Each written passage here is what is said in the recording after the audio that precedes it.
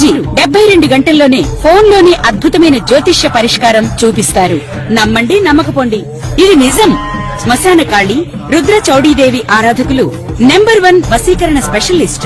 గురూజీ మనిషి పుట్టుక నుండి చనిపోయే వరకు వచ్చే అన్ని క్లిష్టమైన సమస్యలకు పరిష్కారం ఇక్కడ లభిస్తుంది. విద్య, ఉద్యోగం, వ్యవహారం, స్త్రీ ప్రేమ, పెళ్లి, సంతానం, స్త్రీ పురుష వశీకరణం, భూవశం, భార్యాభర్తల కలహాలు, కోర్టు సమస్యలు, విడాకుల సమస్యలు, చేతబడి, అప్పుల బాధ, ఇంకా మీకు ఎలాంటి సమస్యలు ఉన్నా 72 గంటల్లోనే శాశ్వత జై శ్రీమన్నారాయణ. నేను మీ ఐకాన్ ఆస్ట్రాలజర్ గట్టుపల్లి సురేష్ బాబు. అయితే మనకి ఈ యొక్క సెప్టెంబర్ మాసంలో 7వ తారీఖు, ఈ 7వ తారీఖున మనకి సంపూర్ణ చంద్రగ్రహణం అనేది లభ్యమవుతుంది. ఈ సంపూర్ణ చంద్రగ్రహణం అనే దానికి మనకి అసలు ఏ రోజు వస్తుంది, ఈ సమయం ఏంటి, ఆ రోజు మనం పాటించవలసినటువంటి నియమాలు ఏంటి, ఆ గ్రహణం అనంతరం మనకి ఏ రాశుల వారికి ఎలా ఉండబోతుంది, ఏం పరిహారాలు చేసుకుంటే వారికి అన్యోన్యమైనటువంటి దాంపత్యం కావచ్చు, ఆహ్లాదకరమైనటువంటి జీవితం కావచ్చు కొనసాగుతుంది, ఆర్థిక పరమైనటువంటి ఇబ్బందులు, జాబు పరమైనటువంటి సమస్యలు, విదేశీయానం, అలానే మనకి ఎన్నో రకాలైన సమస్యలతో బాధపడేటువంటి వారు, గ్రహదోషాలు, గ్రహశాంతులు బాధపడేవారు, నవగ్రహాలు కూడా మన మీద అశుభ దృష్టి ఉండే ఈ గ్రహణంతో మనకి ఏమైపోతుంది, వీటి గురించి మనం ఒకసారి క్లుప్తంగా తెలుసుకున్నట్టయితే కనుక మనకి అతి తక్కువ కాలంలోనే వచ్చేటువంటి గ్రహణం ఏంటంటే చంద్రగ్రహణం. ఇది సంపూర్ణ చంద్రగ్రహణం అని చెప్పొచ్చు. ఈ సంపూర్ణ చంద్రగ్రహణం మనకి సెప్టెంబర్ 7వ తారీఖు 2025 సంవత్సరంలో ఆరంభమవుతుంది. ఇది ఈ సంపూర్ణ చంద్రగ్రహణం మనకి భారతదేశ వర్తమాన ప్రకారంగా ఇక్కడ మనకి సమయం చూసినట్లయితే కనుక ఇక్కడ రాత్రి 9:50 మొదలవుతుంది. ఈ గ్రహణానికి 3 అధ్యాయాలు అంటారు. అంటే 6 గంటల అంటే 4:30 గంటల సేపు ఈ గ్రహణ అధ్యాయం అనేది ఉంటుంది. అందులోనూ 3 అధ్యాయాలుగా మనం తీసుకోవచ్చు. 9:50 మొదలయ్యి అది మనకి దగ్గర 2 గంటల వరకు కూడా ఏకుంజానం, అంటే మనకి తెల్లవారితే ఏకుంజానం 8వ తారీఖు, అంటే ఆ మబ్బులో మనకి బ్రాహ్మీ ముహూర్తం 2:50 వరకు వస్తుంది. ఇది 2:30 వరకు కూడా ఈ చంద్రగ్రహణం అనేది సంభవిస్తుంది. ఇది మన భారతదేశంలో అయితే కనపడకపోవచ్చు, కానీ గ్రహాలు కాబట్టి ఈ గ్రహాలకు సంబంధించినటువంటి విధానంలో మనం జీవిస్తుంటాం కాబట్టి మనకి ఆ ఒక సమస్య, ఆ గ్రహణ శోభ అనేది మనకి ఖచ్చితంగా లభిస్తుంది అని చెప్పొచ్చు. అయితే ఈ దీంట్లో 3 అధ్యాయాలు అనుకున్నాం. ఈ 3 అధ్యాయాల్లో మనం మొదటిగా చూసినట్టయితే కనుక ఎవరైనా మంత్రోచ్చారణ చేసేవారు కావచ్చు, ఎవరైనా ప్రెగ్నెన్సీ ఆడవారు కావచ్చు, ఎవరైనా తినేయాలి అనుకునేటువంటి వారు కావచ్చు, సమస్యలు ఉన్న వారు ఎవరైనా ఉంటే కూడా వారందరూ కూడా ఈ 3 అధ్యాయాలు మనం పాటించుకోవాల్సి వస్తుంది. మొదటిగా మనకి వచ్చేటువంటిది లగ్నం. ఈ లగ్నంలో మొదటిసారిగా మనకి గ్రహణం ఆరంభం అవ్వకముందే మనం స్నానం ఆచరించాలి. ఈ స్నానం ఆచరించిన తర్వాత గ్రహణం పట్టుతాం. ఈ గ్రహణం పట్టిన అనంతరము మళ్ళీ విడిచిన వెంటనే మళ్ళీ స్నానం ఆచరించాలి. ఇక ఈ గ్రహణ సమయంలో భుజించడం కానీ, ఏదైనా పానీయాలు సేవించడం కానీ, మాట్లాడుకోవడం, పనికొచ్చేటువంటి విషయాలు మాట్లాడుకోవడం కానీ, ఏదైనా ఉన్నత స్థానానికి వెళ్ళేటువంటి విషయాల గురించి మాట్లాడుకోవడం కానీ, భార్యాభర్తల కలయిక కానీ, అలానే పిల్లలకి తినిపించడం కానీ, ఆడుకోవడం లాంటివి కానీ చేయకూడదు. పెద్దగా కొట్లాడుకోవడం, గొడవలు పడుకోవడం లాంటివి చేయకూడదు. అలానే టీవీలు చూసుకోవడం లాంటివి అలాంటివి చేయకూడదు. అలాంటి నాకు తెలిసినంత వరకు ఫోన్ కూడా ఆ సమయంలో ఆపేస్తే మంచిది. ఎందుకంటే కనుక రేడియేషన్ అనేది చాలా ఎక్కువగా మనకు వచ్చేలాగా ఉంటుంది. ఇకపోతే ఈ గ్రహణంలో, ఈ గ్రహణ సమయంలో కనుక మీరు అందరూ కూడా ప్రశాంతంగా జీవితం కొనసాగించాలి. ఆలోచన విధానాన్ని మానేయాలి. ఏదైనా దేవునికి సంబంధించినటువంటి ధ్యానంలో ఏదైనా చేస్తే చాలా మంచి జరుగుతుంది. ఏదైనా దేవునికి సంబంధించిన ఆరాధన కావచ్చు, ధ్యానం కావచ్చు చేయొచ్చు. అలానే ఆలయాలన్నీ కూడా ముందు రోజు నుంచి లేదా అదే రోజు నుంచి కూడా మూతపడి ఉంటాయి. అలానే ప్రక్షాళన, ఈ గ్రహణానంతరం ఇంటిని మొత్తం శుభ్రం చేసుకుని, దేవుని మందిరం అంతా శుభ్రం చేసుకుని, తినేటువంటి ఆహారాలు ఏమైనా ఉంటే కూడా, వండినటువంటి ఆహారాలు ఉంటే కూడా అవన్నీ కూడా పడవేయాలి. ఇంకా వాటర్లో కానివ్వండి, ఇలాగ ఫ్రిడ్జ్లో కానివ్వండి, ఇట్లా ఏమైనా ఉంటే కనుక గరిక తీసుకొచ్చి ముందు రోజు సాయం సంధ్య వేళ కన్నా ముందే, అంటే 6వ తారీఖే మీరు గరిక వేసుకుంటే మంచిది. లేదా 7వ తారీఖు సాయంత్రం 4:30 లోపు కనుక మీరు ఆ తినేటువంటి వస్తువుల మీద గరిక వేసుకోవాలి. ఇక మీరు తినాలి అనుకుంటే గరిక కింద వేసుకొని పీటలాగా దాని మీద కూర్చొని మీరు తినడం వల్ల ఇబ్బంది లేకుండా ఉంటుంది. ఇకపోతే ఆరోగ్య సమస్యలు ఉన్న వారైతే ఈ గరిక చేతిలో పెట్టుకోవడం, దగ్గర పెట్టుకోవడం చేస్తే ఆ సమస్య, రేడియేషన్ అనేది కొంతమేర లేకుండా అయితే ఉంటుంది.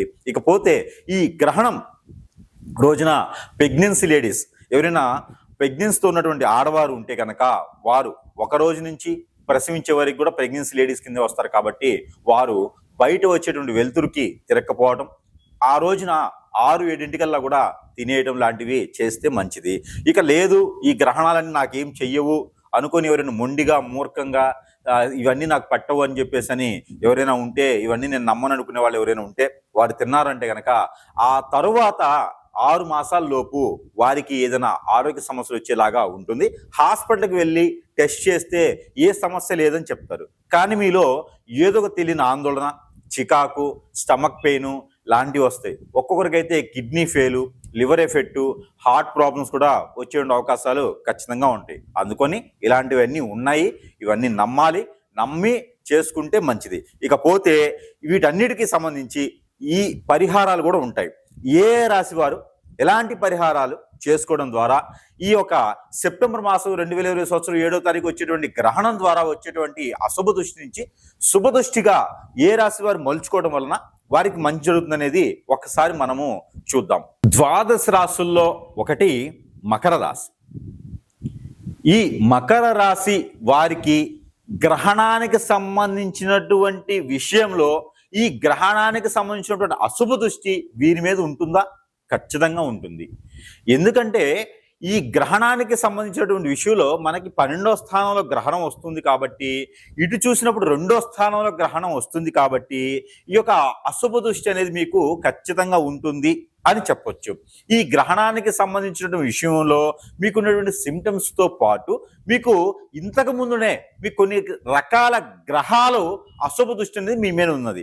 దానివల్ల మీకు జరిగేటువంటి సిమ్టమ్ ఏంటనేది ఒకసారి మనం పరిశీలన చేసినట్టయితే కనుక, ఈ యొక్క సెప్టెంబర్ 7వ తారీఖున వచ్చేటువంటి చంద్రగ్రహణం సందర్భంగా ఈ యొక్క అశుభ దృష్టి మీ మీద ఎలా ఉంటుంది, వీటికి పరిహారాలు ఏంటి మనం గమనించినట్లయితే ఖచ్చితంగా మీకు ఉన్నటువంటి సిమ్టమ్స్ చెప్తాం. ఇంట్లో ఎవరైనా ఆడవారు ఉన్నా, ఇంట్లో ఎవరైనా పెద్దవారు ఉన్నా కూడా వారికి ఆరోగ్య సమస్యలు రావటం, పెళ్లి పీటల దాకా వచ్చేసి చెడిపోవటం, అంటే కుదరకపోయి వద్దు అనుకోవటం, మీకు విదేశీ ప్రయాణానికి వచ్చి విదేశాల్లో జాబుకు ఆఫర్ వచ్చి విదేశాల్లో చదువుకోవడానికి మీకు యూనివర్సిటీలో సీట్ వచ్చి వెళ్ళలేకపోవటం, ఇస్తాననుకున్న సమయంలో వేరే వారు డబ్బు ఇవ్వలేకపోవటం, అనుకున్న సమయంలో మీరు ఆస్తులు అమ్మలేకపోవటం, అనుకున్న సమయానికి మీరు ఆస్తులు కూడబెట్టుకోలేకపోవటం, పిల్లల విషయంలో మీరు మంచి జ్ఞాపక శక్తి కానీ చేయూతని కానీ ఇవ్వలేకపోవటం, అనుకున్న సమయానికి మీరు పని చేయకపోవటం, అందరూ దూరం అవటం, దానితో పాటు భార్యాభర్తల మధ్యన చిరాకులు రావటం, పెద్దవారు మీ మాట వినకపోవటం, పిల్లలు మీ మాట వినకపోవటం, మిమ్మల్ని చులకనగా చేయటం, నలుగురిలో మీకున్నటువంటి పేరు ప్రఖ్యాతని వేరే వారు తీసుకోవటం, మీకు మీరే ఒంటరి అయిపోయాననే ఒక ఆలోచనకి రావటం, దూరపు శత్రువులు ఎప్పుడో మీకు గొడవ ఉండి కొట్లాట వేయండి ఏదో సందర్భంలో మీకు శత్రుత్వం అంటే వారు మళ్ళీ మీ పైకి రావడం, ఇవన్నీ కూడా మీకు జరిగే సిమ్టమ్స్. ఆల్రెడీ గ్రహాల వల్ల మీకు జరిగే సిమ్టమ్స్తో గ్రహణం వల్ల కూడా ఇలాంటి సిమ్టమ్స్ మీకు ఎక్కువ అవుతాయి. కానీ దాని వలన ఇబ్బంది, ఒంటరిని అయిపోయిన ఫీలింగు, మీకు ఏం చేయలేని సందర్భం, అష్టదిబ్బందుల్లో ఉండిపోతారు. దాని అన్నిటికీ కొంచెం పటాపంచలు చేసుకోవాలంటే ఈ యొక్క పరిహారాలు మీరు చేసుకుంటే కొంతమేర మీకు ఉపశమనం లభిస్తుంది. ఆ గ్రహాల యొక్క వెసులుబాటు మీ మీద ఉంటుంది. ఆ గ్రహణానికి సంబంధించినటువంటి అశుభ దృష్టి కూడా మీ మీద తొలగి కొంతమేర శుభదృష్టి శోభ అయితే మీ మీద లభ్యపడుతుంది. దీనితో పాటు నేను ఈ గ్రహణానికి సంబంధించినటువంటి దోషమే కాకుండా గ్రహాలకు సంబంధించినటువంటి దోషం కూడా తొలగేందుకు నాగమణి అనే ఒకటి మీకు మంత్రోచ్చారణ చేసి మీకు ఏ సమస్య ఉంది, ఆ సమస్యకి పరిష్కార మార్గం చూపించేందుకు మీ పూజా మందిరంలో పెట్టుకొని పూజించుకునేందుకు అనుకూలంగా ఉండేటువంటి వస్తువు ఈ నాగమణి అనేది ఇప్పుడైతే నేను ఉచితంగానే ఇస్తున్నాను. కాబట్టి ఎవరైనా నన్ను సంప్రదించండి. అలానే మన దగ్గర కొన్ని రకాల వస్తువులైతే మనకి మీ వద్దకి చేయించడానికి సిద్ధంగా ఉన్నాను. అవన్నీ కూడా మంత్రోచ్చారణ చేసి పంపిస్తాను. మీకున్న సమస్యని నాకు చెబితే ఆ సమస్యకు తగ్గట్టుగా పటాపంచలేందుకు పరిష్కార మార్గం చూపించేందుకు వస్తువులు కూడా మీ వద్దకు చేర్చేందుకు సదుపాయాలు ఉన్నాయి. అలానే వీటితో పాటు గురువు గారు మరి గ్రహణానికి సంబంధించిన దోషానికి పరిహారాలు ఏంటి అంటే ఈ యొక్క చిన్న పరిహారం చేసుకొని మీరందరూ కూడా అదృష్టవంతులయ్యేదానికి అవకాశాలు ఉన్నాయి. కాబట్టి ఈ యొక్క చిన్న పరిహారం అనేది మీకోసం. ఇకపోతే పరిహార నిమిత్తం ఈ పరిహారాలు అయితే ఖచ్చితంగా మీరు చేసుకోవాల్సినటువంటి పరిహారాలు ఇవి మాత్రం ఖచ్చితంగా అందరూ పాటించండి. చిన్న పిల్లల నుంచి పెద్ద పిల్లల వరకు, పెద్ద అయిన వారికి, పెళ్లి అయిన వారికి, పెళ్లి కాని వారికి, ముసలి వయసు వచ్చిన వారికి కూడా, పెద్ద వయసు వచ్చిన వారు కూడా ఈ పరిహారాల నిమిత్తం చేసుకోవచ్చు సుమి. అయితే ఈ గ్రహణ దోష శోభ అశుభ దృష్టి ప్రతిదీ కూడా మీకు రావద్దు, మేము బరాయించుకోలేము, ఉన్న గ్రహాల దోషాన్ని మేము తట్టుకోలేకపోతున్నాం అనుకున్న వారు ఎవరైతే ఉంటారో మీ అందరికీ కూడా ఈ చిన్న చిన్న పరిహారాలు చేసుకుని అదృష్టవంతులు అవ్వచ్చు. ఏమేంటి మీరు చేసుకోవాల్సినటువంటి పరిహారం, ఆవు పాలు కానీ గేదె పాలు కానీ ఒక 1/2 లీటర్, అంటే 1/2 లీటర్ అంటే 400 ml లేదా 455 ml వస్తుంది మామూలుగా లెక్క ప్రకారంగా. అయితే అవి ఒక 1/2 లీటర్ పాలు తీసుకొని ఆ పాలలో దానిమ్మ పండు రసం కలపాలి, పాలలో అరటి పండు రసం కలపాలి, ఆ పాలలో బియ్యం గ్రైండ్ చేసి ఆ ఒక పేస్ట్ కలపాలి, దాంతోపాటు బెల్లం పేస్ట్ చేయండి, కలపండి. ఈ మిశ్రమాన్ని తీసుకొని నవగ్రహాల మీద అభిషేకం, ఈ మిశ్రమాన్ని తీసుకొని ఎంతెంత అంటారా, ఒక 50 గ్రాములు 50 గ్రాములు చాలు సర్దివాచాన్ని. ఈ మిశ్రమాన్ని తీసుకొని ఎక్కడైనా నాగపడిగలుంటే అభిషేకం, లేదు మన సమీప దూరంలో దొరకట్లేదంటారా, ఏదైనా గురువారం రోజున గ్రహణం అనంతరం వచ్చేటువంటి గురువారం లేదా రెండో గురువారం రోజున కనుక మీరు రావి చెట్టు మొదటిలో కనుక ఈ మిశ్రమాన్ని ఉంచాలి, చెట్టు చుట్టూ తిరుగుతూ పోయాలి. లేదు అనుకుంటే ఏదైనా సరే మీకు ఈ రావి చెట్టు అందుబాటులో లేదు అనుకుంటే కనుక శివాలయంలో శివుని విగ్రహం మీద, ఆ శివలింగం మీద కూడా ఈ అభిషేకాన్ని చేయొచ్చు. ఇది కనుక మీరు పాటించండి, ఖచ్చితంగా ఆ గ్రహణానికి సంబంధించినటువంటి దోషం ఏదైతే ఉందో పటాపంచలైపోతుంది. ఇక గ్రహాలకు సంబంధించి అంటారా, అవి మెల్లమెల్లగా చేసుకోవచ్చు. దానికి సంబంధించినటువంటి పరిహారం కూడా ఉన్నది. అది ఏంటంటే ఒక శనివారం రోజున లేదా మంగళవారం రోజున ఉదయం సమయంలో నవగ్రహాల చుట్టూ 11 ప్రదక్షిణాలు చేయండి. గ్రహణానికి సంబంధించినటువంటి పరిహారం ఇది. 11 ప్రదక్షిణాలు చేస్తూ నవధాన్యాలు 100 గ్రాములు, తెల్ల ఆవాలు 100 గ్రాములు, నల్ల నువ్వులు 100 గ్రాములు తీసుకొని పట్టిక కూడా తీసుకోండి. అంటే పట్టిక బెల్లం, మిశ్రీ అంటారు, కండ చక్కెర మిశ్రీ పట్టిక బెల్లం అంటారు కదా, అది తినేది తీపిది, అది కూడా చిన్న చిన్నగా దొరుకుతాయి, లేదా పెద్ద తెచ్చుకుని ముక్కలు కొట్టుకోండి.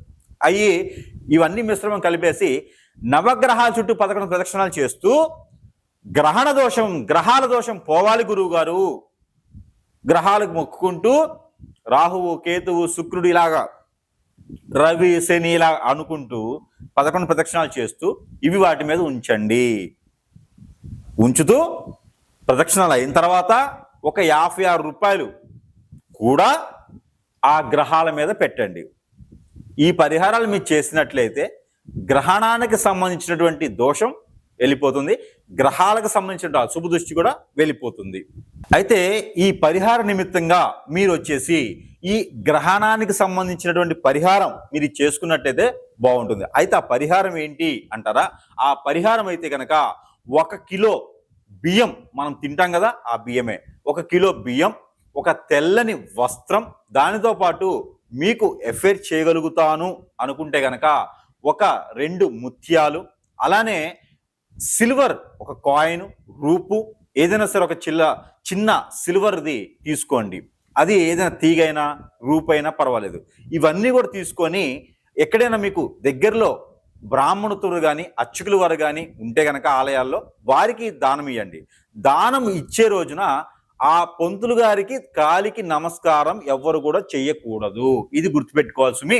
అయితే ఇవన్నీ కూడా కలిపి దానం ఇవ్వండి. దానితో పాటు ఒక 2 ఎండు కొబ్బరి చిప్పలు కూడా కలిపి ఇవన్నీ కూడా ఒక ముడుపులా చేసి దానం ఇవ్వచ్చు. ఇలా ఇవ్వడం ద్వారా మనం ఇప్పటి వరకు ఏదైతే గ్రహణానికి సంబంధించినటువంటి పరిహారం చేసుకున్నట్లయితే మీకు ఈ ప్రాబ్లం ఉండదు, ఈ సమస్య మీ దగ్గరికి రాదు అని చెప్పాం కదా. ఆ సమస్య అనేది మీ వద్దకు రాకుండా వెళ్ళిపోతుంది పటాపంచలే. ఆ రోజు మీరు పాజిటివ్ కూడా ఉంటే మంచిది, నేల పడక చేస్తే మరీ మంచిది. అలానే ఈ పరిహారం ఉదయం సమయంలోనే సోమవారం రోజున చేయాలి. ఈ సోమవారం రోజు నీ పరిహారం చేసుకుంటూ శివాలయం దగ్గర ఉంటే అక్కడ శివాలయం ఉన్నా, అమ్మవారు ఉన్నా, లేకపోతే విష్ణు ఆలయం ఉన్నా, ఆంజనేయ స్వామి ఉన్నా, సాయిబాబా ఉన్నా కూడా ఆ రోజు మీకు కుదిరితే కనుక అభిషేక, అర్చన, హోమ, యజ్ఞ, యాగ, జపం ఏదైనా సరే కూడా చేయండి. ఈ పరిహారం అయితే ఖచ్చితంగా చేస్తే మీకున్నటువంటి సమస్య అనేది పటాపంచలైపోతుంది.